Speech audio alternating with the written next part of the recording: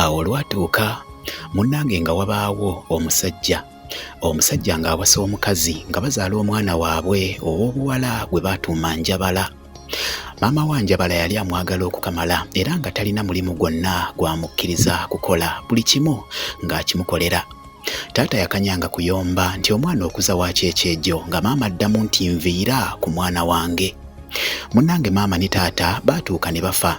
Njabala n'asigala bw'omu mu nsi muno. Njabala yali akuze era mukazi wattu n'afumbirwa. Kyokka olw'okuba Njabala yali munafu, obufumbo bwe bwagaana okubaamu essanyu, anti nga buli kaseera bba amukuba era ng'amuyombesa. Olumu Njabala bwe yagenda mu nnimiro okulima, yalimako katono n'akoowa, n'atuula ku ttaka n'atandika okukaaba ng'eno bw'ayimba nti jangu maama gwe wankuza ng'ekyejo, jangu maama gwe wankuza ng'ekyejo, buli kyenkola omusajja takyagala, buli kyenkola omusajja nkuba bukubi.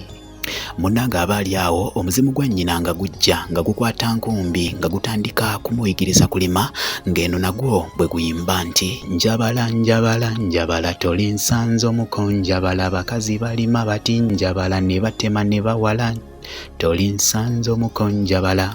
Munnange Njabala yagufuulira ddala muze nga takyalina kintu kyonna ky'ayagala kukola, nga ne bwe kuba kwoza bintu ayozaako katini era n'ayita omuzimu gwa nnyina.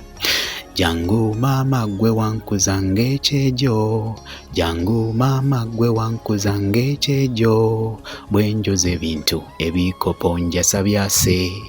Munnange omuzimu gwa nnyina era nga gujja ne gumwolezaako ebintu. Munnange lumu ng'omuko yeekweka ku lubimbi alabire ddala oba Njabala ye yakolanga emirimu naddala okulima. Njabala olwatuuka ku lubimbi ng'atandika kuyita muzimu gwa nnyina nti maama jangu onnimireko.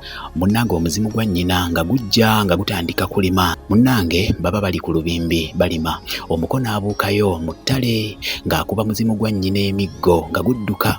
Njabala nga bbaawe amuzzaka ng'amukuba emiggo mizibu era nga n'okumugoba amugoba. Amawulire ago ne gatambula ku kyalo kyonna nti Njabala mukazi munafu tasobola kulima, n'abeera munakuwavu nnyo mukazi wattu nga tewali musajja yenna asobola kumuwasa. Munnange naleka mukazi wattu addibye, nange ne nkomawo kuno mbatendere. Bannange nange awo we nnalabira. Kawagiddwa Mwami Bbanda Kabaalu.